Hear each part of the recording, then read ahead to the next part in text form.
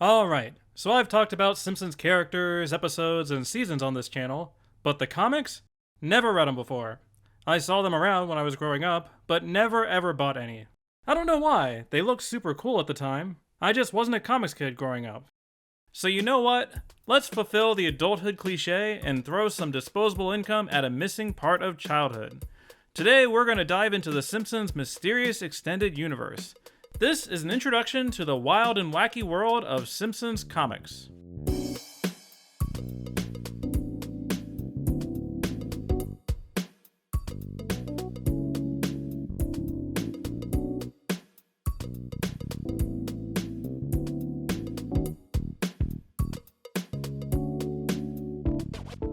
Simpsons Comics were published by Bongo Comics Group, started in 1993 by Matt Groening, Bill Morrison, and Steve and Cindy Vance. Matt Groening founded Bongo with the goal of filling a void in the market for funny comic books, as superhero and sci-fi stuff dominated the medium. Bongo published several different series from 1993 all the way up to its end in 2018. On the historical and production side of things, I'm going to leave it there for now. Lydia, over at the Simpsons Theory, very recently did an extensive breakdown of the history of the Simpsons comics. It's Simpsons Comics Month on YouTube. So if you'd like to know more about the behind-the-scenes stuff, I recommend checking it out. She even interviewed Bill Morrison. You all know me, I'm a Simpsons lore junkie, so I want to focus on the content of the comics themselves, get a sense of what they're like. We know the Simpsons episodes really well and can recite quotes and trivia, but what makes these comics special? What makes them still worth collecting today? First of all, let's talk cover art.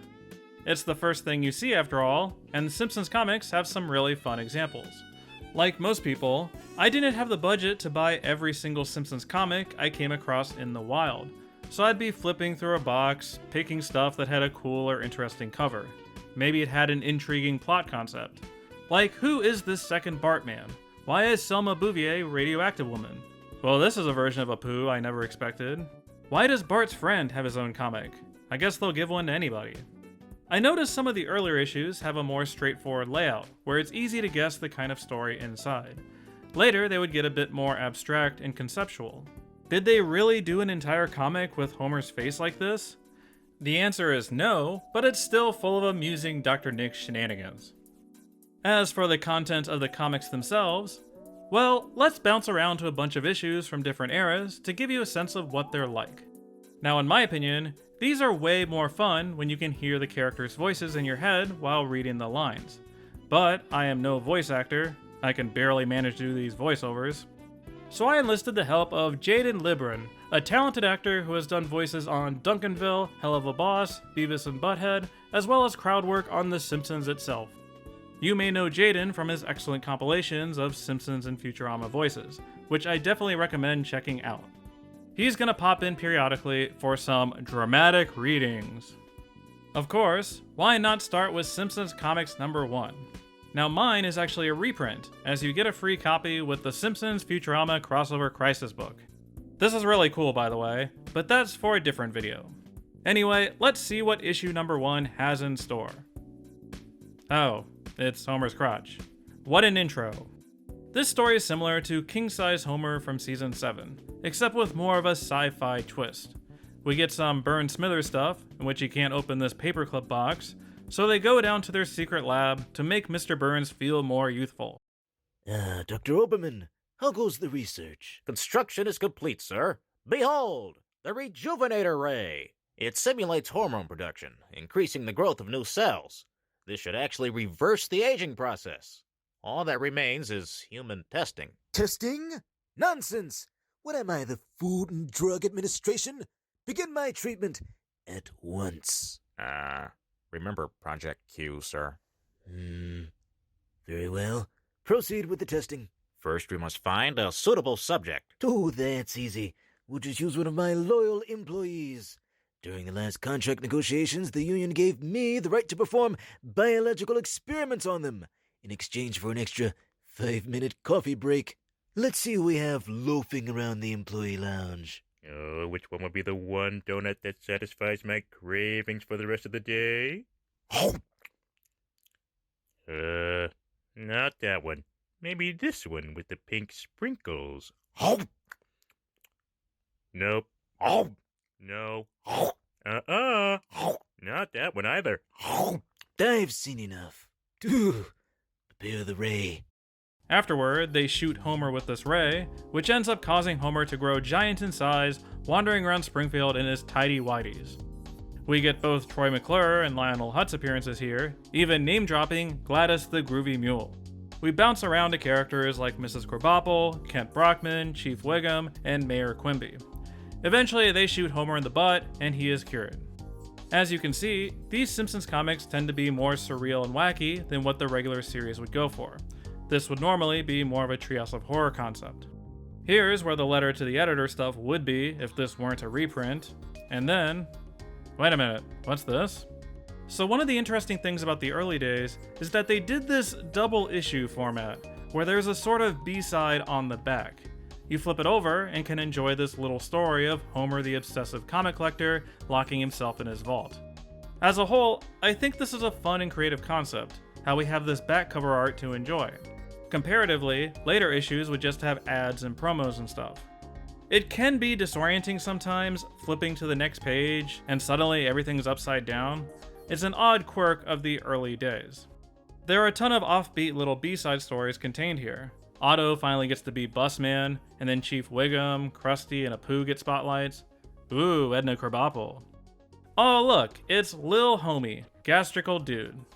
They even did a non-Simpsons series called Roswell for a few issues. Another cool thing about Simpsons comics is that we get more appearances from special guest characters, like issue number 2 has a unique Sideshow Bob adventure. In this one, the kids get sent to a prison in a Scared Straight program.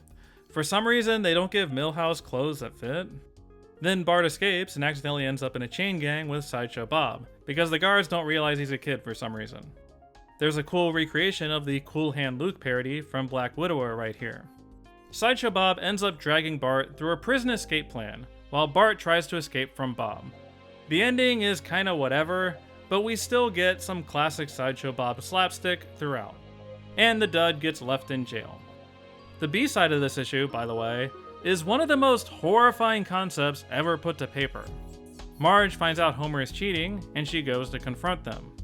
It turns out, Dr. Marvin Monroe built Selma a Homer robot to help her get over her Homer hostility that is ruining her relationships.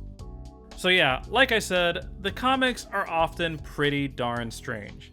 I'm not sure which is weirder, a giant Homer or Selma making out with a Homer robot.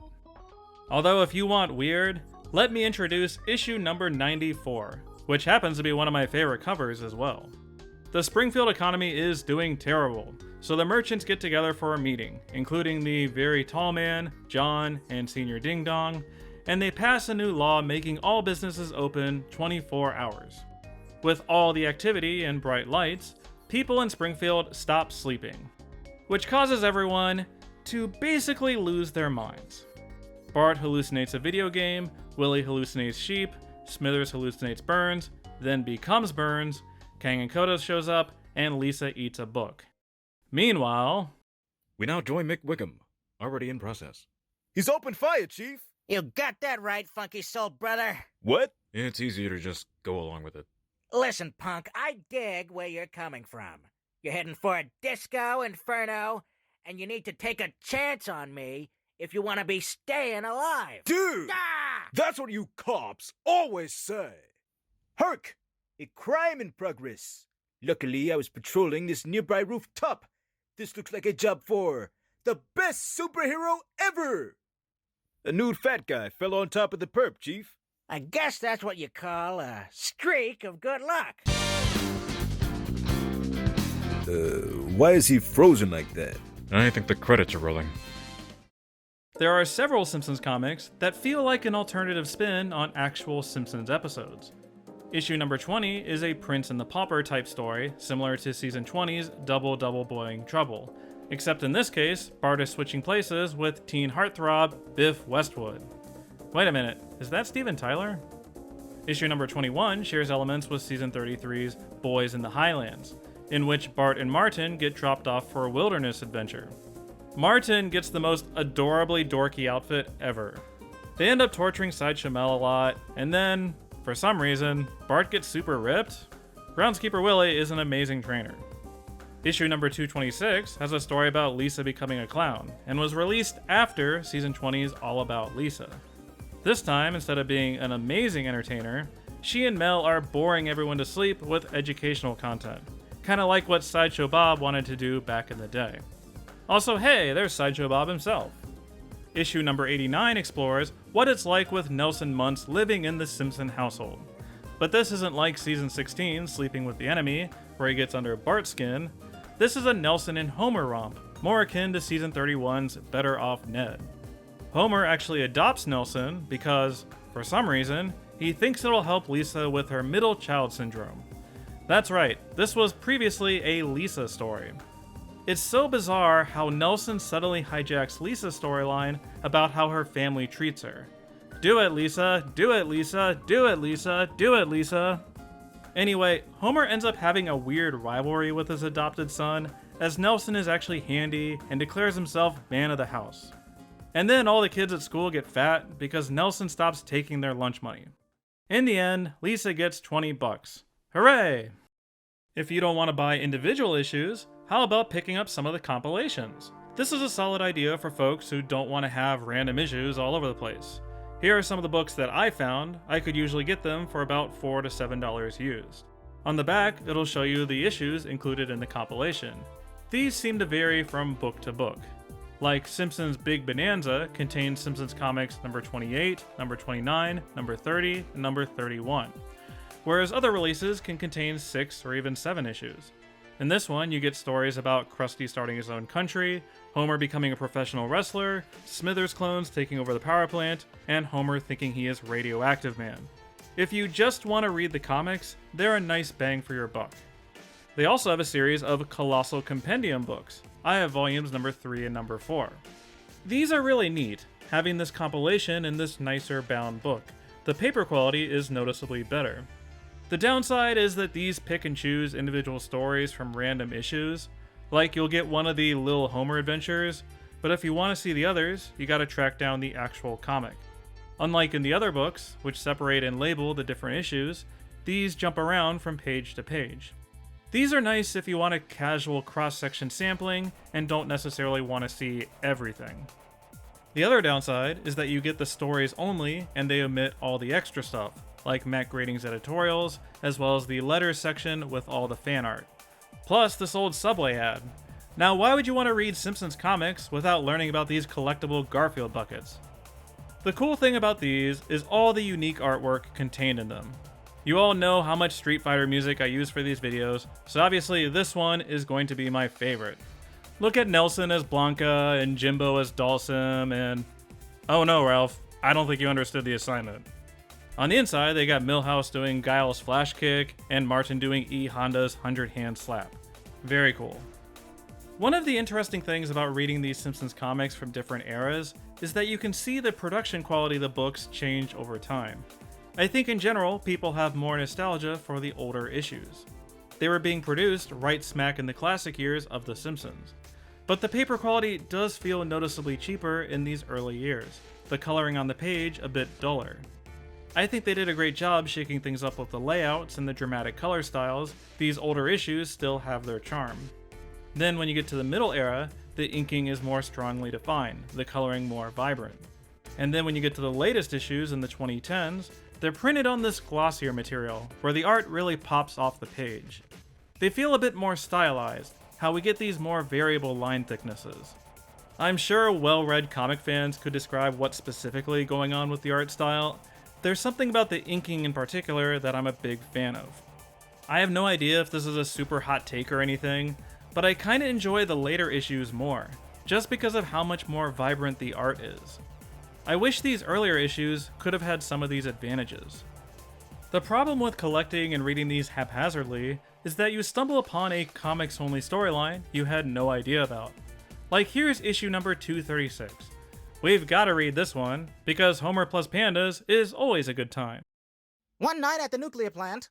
Aha, a crack light fixture. And everyone said my 3 a.m. inspections wouldn't uncover anything unusual. Oh my goodness, who's there? This can't be. Am I saying things? Your eyes are fine, Waylon. Because some guy demanded it, Bongo Comics is proud to present the third part in our grisly Springfield Bear Patrol trilogy, Bear Patrol 3, Pandemonium. Presented in Pandavision where available. Ninja Pandas? The next day, I received a notice of ransom this morning. Mr. Burns, we've stolen your entire supply of uranium. If you want it back, either make your plant more eco-friendly or pay us $500 million. And since both of those options are laughably absurd, I have opted to solicit the assistance of the Springfield Bear Patrol. We're back, baby! Feels good to pose dramatically again. For the sake of small, independent businessmen such as myself, you need to recover that stolen uranium. First, we'll have to discuss our payment. We accept cash, donuts, freemium online gaming currency. agreeing to read the first draft of my novel. Without that uranium, we have no nuclear plant. And without a nuclear plant, you have no jobs. I got it. Doing this one for free. The team ends up traveling to China and discovers a dojo of Shaolin pandas that are not Kung Fu pandas for copyright reasons. And want to know who their leader is? Hank Scorpio. That's right. The Simpsons Comics did a story in which Hank Scorpio commands a team of knockoff Kung Fu pandas, and then transforms them into a panda kaiju. This is one of the dumbest things I have ever read. This is also one of the greatest things I've ever read. You have all heard me gripe about how cuckoo bananas the show can get, but with Simpsons Comics, honestly, I want them to lean into the surreal and wacky as much as possible. If there's a super down-to-earth story, I get kinda disappointed. There's such a great outlet for the artists to do weird stuff with the universe. Bring back some of these one-shot celebrity characters. I love the creativity of Simpsons Comics, that they'll put out entire issues with some kind of narrative gimmick or do a full homage to an existing property. Issue number 78 is kind of like 22 short films about Springfield, in that we follow the journey of a $5 bill, doing short vignettes all over town. We get giant hamsters, a squeaky-voiced teen revolution, Bart's friend in a lawsuit, then wearing a Bart mask, and... wait a minute, time travel? Okay. Issue number 144 is one giant love letter to pulpy World War II comics, starring the Flying Hellfish Squadron. Hey look everybody, it's Asa Phelps. They brought in guest artist Dan Spiegel for this issue, and the whole thing is so damn cool. I kinda don't want to show it that much, because I don't want to ruin it. It's a Grandpa Shaggy Dog war story with a kick-ass visual style. This is an issue I definitely recommend picking up if you see it around. Every single issue of Simpsons Comics has at least one full-page panel in them, and they are often a sight to behold. Like sure, some of these layouts might seem kinda simple, maybe a full page just showing off how the story begins, or a key plot point, but they are full of these minor details, background jokes, and references. Like look at all these random Springfielders at a costume party. Aw, Lenny and Carl are itchy and scratchy. With these, the Simpsons artists have more room for these big dramatic action poses. There is so much cool Simpsons art hidden away in these comics that not a lot of people have seen before. I kinda wish there was an art book of just these one-page panels because they're so fun to look at. If I had to give you my favorite 2 Simpsons comics I've read so far, well, first off, I'm picking one of the very last issues, number 240. First off, amazing cover art, so colorful and fun and oh my. In the main story, Homer becomes ridiculously addicted to coloring books. And during one fateful night... A fox in a suit and ascot? All things that scare me! Don't be frightened, Homer. You're just dreaming. I'm the fox you were coloring earlier. You're inside the coloring book. Phew, that's a relief. You bet. Anyway, you'll have to come with me. You're under arrest. But I just got here. At least give me the chance to smash stuff up first. You've done enough damage as it is. Take a look over there. You colored outside the lines. Now that poor porcupine can't even walk through the door of his house. Look at all those little pokey things. He's lucky I even tried. Don't worry. You'll probably receive a fair hearing from the Weasel King. Though most don't. He's a bit weaselly. I found him, Your Highness. He was loitering one page over. I should throw you in the dungeon, but you colored it so poorly that you'd escape in no time. Those window bars are barely filled in at all. I was running low on gray. Homer and this fox are sent on an adventure through this coloring book, bickering all the way through.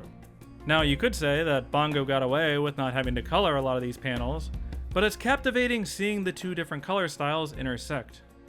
The second story in this issue is a lovely little day in the life of Marge. What I especially love about this one is its art style.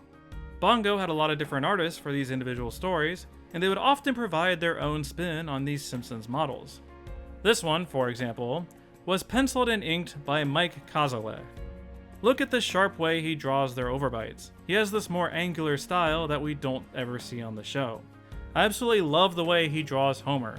Like, look at this sequence, and then this big dopey expression in this panel. A little bit of that Tracy Ullman Homer in this design. So much fun. But probably my favorite issue I've read so far is number 102, The Battle for the Barks Billions. That's right, we got ourselves a DuckTales homage. Burns needs to go on a treasure hunt, so he hires Homer and the Simpsons kids, all dressed up as the DuckTales gang. I don't know why Burns insists on these outfits, but that's the parody, I guess. Also, wait a minute, did the Simpsons correctly predict the nephews' personalities in the DuckTales reboot? Lisa is definitely the Huey, and Bart is definitely the Louie. Anyway, like with the Flying Hellfish issue, I don't want to spoil too much of this adventure either.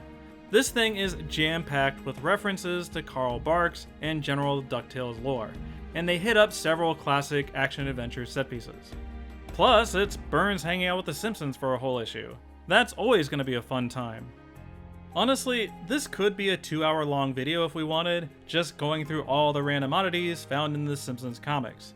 I haven't even hit up the other series of comics yet. There is just so much cool content hidden away in these, so many silly fourth wall breaking jokes and surreal situations, there's no way I could show them all. Simpsons comics clearly skew younger than the TV series itself, but whether you're young or a nostalgic adult, I think a lot of different people would get something out of them. I have to say, I have had a lot of fun collecting these over the past year. Since I wasn't a comics kid growing up, I had literally never stepped foot in a comic book store before. And I admit, I did feel a little intimidated the first time going in one, seeing wall-to-wall long boxes filled with various comics. I had to sheepishly ask the owner where the Simpsons comics were, and he was like, "Oh, those are in the younger readers section." They were right next to the Sonic comics. But honestly, I've been to 8 to 10 shops now in the area and when traveling, and all of the comic book guys I've met have been really helpful. As long as you're not paying ridiculous eBay prices, you can find individual issues of Simpsons comics fairly cheaply, often like $2 to $4 per issue. They'll cost more for special issues or when shopping in fancier areas of town. I found one place that had like 200 issues and they were selling them for $1 a piece. I literally walked up to the counter with a giant stack of like 50 or 60 comics. I kind of regret not going nuts and buying everything. But there's a lot of fun in the hunt, just going places and seeing what they have.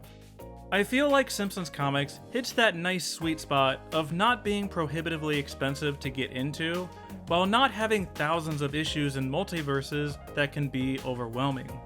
If, after watching this video, you're interested in Simpsons Comics, check out a local used bookstore. Maybe they have a compilation book for $5 or $6 or something. Maybe stop by a local comic shop. Bongo has an online app if you want to purchase some digitally. Simpsons comics are out of print, but you can still find them around. The barrier to entry for collecting these right now is pretty low. Let me know in the comments what your experience with Simpsons comics is and your favorite issues. I've barely scratched the surface, so I want to hear what cool stories you remember from them.